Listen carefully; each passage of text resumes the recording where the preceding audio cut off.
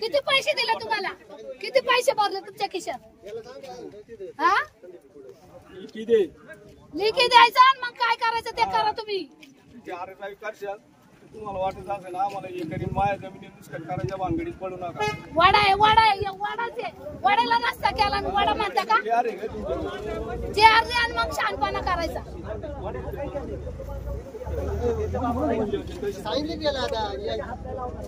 तहसीलदार येणार होते ना, मग तहसीलदार कसे? किती पैसे भेटले तुम्हाला? हा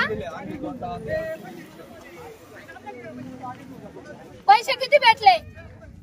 पैसे किती भेटले तुम्हाला?